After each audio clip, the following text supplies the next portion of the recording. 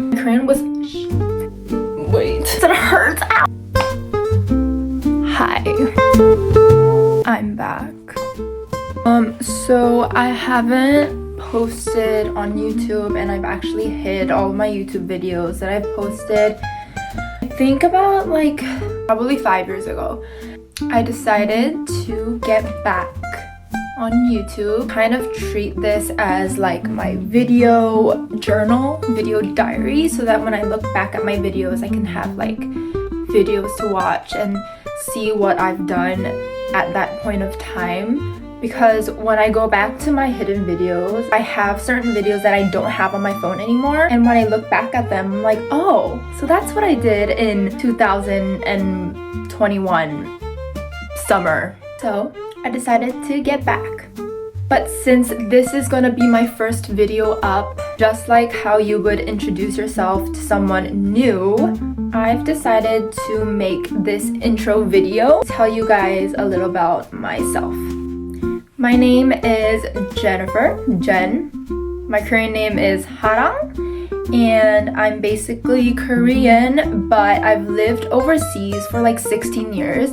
I was born in the US. I lived there for about 9 years. I moved to Singapore for 7 years, and then I came into Korea for high school and university, and then now I'm working in Korea. So that's basically where I've been. The reason why I was in the US and why I was born there was because of my dad. So basically my whole family has been moving around for a long time. I haven't actually stayed in one house for more than 3 years, which is crazy because I've been moving around. I don't have like a specific neighborhood that I would call my childhood neighborhood, if that makes sense. I was always jealous to see kids like have the same group of friends like throughout their whole educational life. I've never had that, so I'm kind of jealous of those kids. But regardless, I still had like an amazing childhood. Right now, I am 23 years old and I'm living in Seoul by myself. Let's dial it back and go in chronological order. So I moved to Korea when I got into high school. I went to an all-Korean high school. It was so hard for me because my Korean was so bad. Like, even though both of my parents are Korean and they would speak Korean to me and when I was at home and I would learn Korean naturally, I still felt like English was my first language. Me and my siblings would always talk in English, but with my parents, we would always mix things up. I think my Korean got better in Singapore. I definitely would say when I went to high school in Korea, it was a real struggle. Like, all my classes are in Korean, all my exams are in Korean. Yeah, so it was definitely hard. I think what I was really lucky to have were teachers that understood my situation and never were hard on me. They gave me grace for every little thing, and even though I would fail my exams, my teachers would be like, it's fine, it's normal, you've lived your whole childhood outside of Korea. It's normal to have like bad Korean. That was like the only reason why my high school life wasn't that bad. But then nearing to when I'm about to graduate high school, people start to think about going to college, going to university, getting jobs, etc. And in my situation, it was hard for me to have an idea of going to a university in Korea because I have been failing my exams. So the thought of university was not in my head at all. Then came along a very good opportunity that I did not know about. My high school teacher came up to me and she was like, oh, I went to the seminar and I saw this university. They're an international university of business. Oh, so all their classes are in English. So then that's when I was like, okay, maybe I should give this a try. Fast forward, I went into that school. Never thought I would be majoring in marketing. Like, never. I went into the school, I met amazing friends. I'm still friends with them. It was a whole thing because then COVID happened. I didn't really have a proper university life until maybe like my 4th year, I think. Really busy throughout my whole 4 years. I mean, not my whole 4 years. My first year was like hectic, as one should have it, because your first year is supposed to be fun. And then my 3rd year came around, things started to get better. Some of my classes were online, some of them weren't.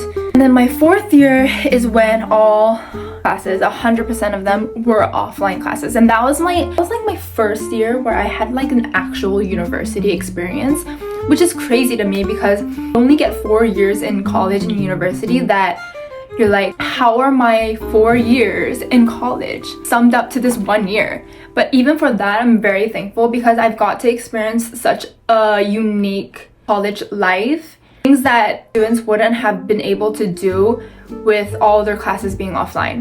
My 4th year, basically, I started to think about getting a job because I really wanted to be able to financially support myself. I decided to look up internships. And I know finding an internship like in your senior year is already very late, but with COVID and everything, there weren't as many resources that I was handed with. And so being able to find an internship in my senior year actually gave me a pathway to my job career. So I went to this process of finding internships, applying, having interviews, and I finally got one, which was an agency. Up to this point, I've never heard anything about an agency, so I had no clue what it was about other than the description that the position had. But I also did some research, so I knew in the back of my head like what I would be doing, but I just didn't know like the whole scope of it. Sorry, my cat is biting my foot. And by the way, I have a cat, so... And that is like the other part of the story later on. So let me just handle this, because it hurts. Ow! I'm hot!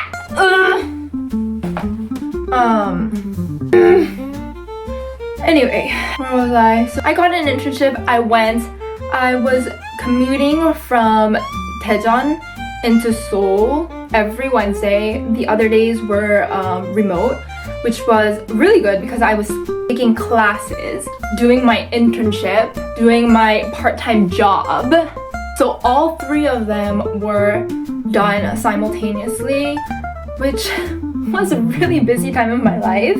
I was already so stressed of like whether I would be able to find a job right after I graduate, and then also maintaining my GPA and also being able to graduate on time, which I feel like you can only have those type of worries at that certain age. So now looking back at it, it's very nostalgic to think about it, because like you'll never be able to feel that later on. It was a very good experience. I think for my internship part, it really helped me figure out what I wanted to do after I graduated. My team manager, my coworkers, they nurtured me so well. Even though it was my first internship, they understood it. They understood that it was my first internship. So they never said anything like, oh, is this all you can do? Or is like, what else can you do? Things like that. They actually kind of pushed me in a way. And for them to even give me the opportunity to have that internship when I had no other experience in that area, it was like,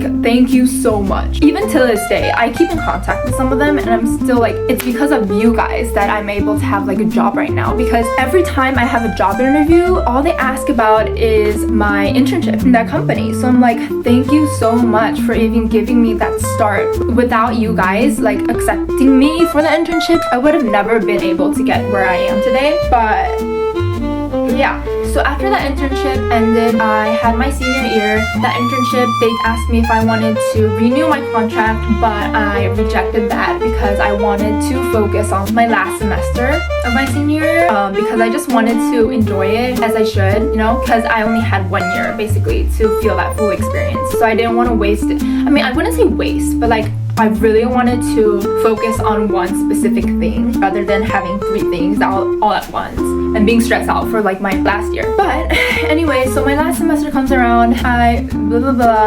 graduate, and then I had this job opportunity. It was a very weird transition in a sense. But anyway, got a job, was able to move to Seoul, and mind you, Seoul is a really expensive place to live.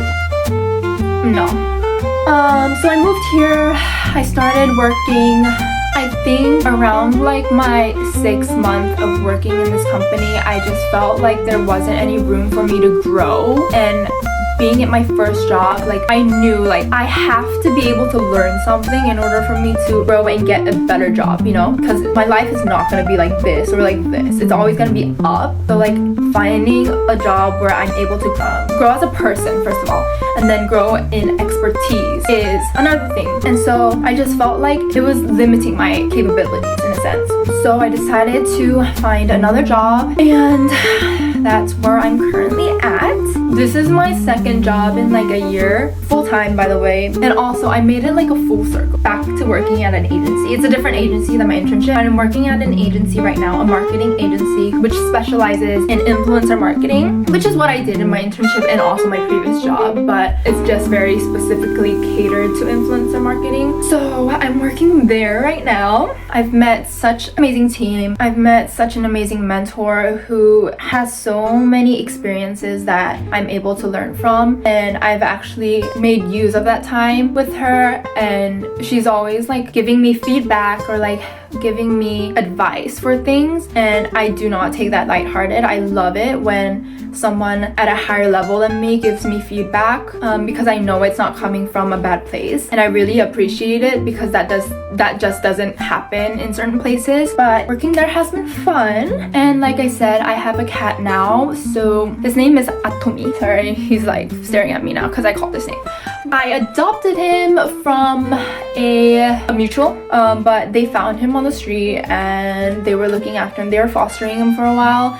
He was basically, I think he was like 3 months old. They were fostering him. They couldn't keep him, and they were trying to look for someone who would take him in and adopt him. And at that time, I didn't think much of it.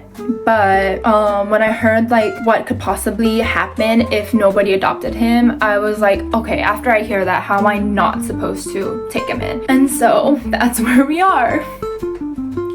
He's about 1 year old now, so I had him for quite a while. But yeah, he was a menace. I tell you, like kittens, like I thought cats would be easy compared to dogs. No, they're like, you literally have a baby. When you have a kitten, I don't know if it's just him. Please, I hope it's not just him, because if it is just him, then it's just like, why me?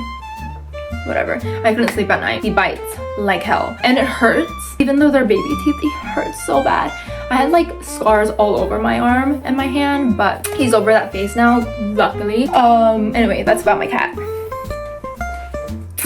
That's a little bit about me. As for my YouTube, I think I really want to take this seriously and post every week on Thursdays. I'm only saying that here because I want to keep myself accountable.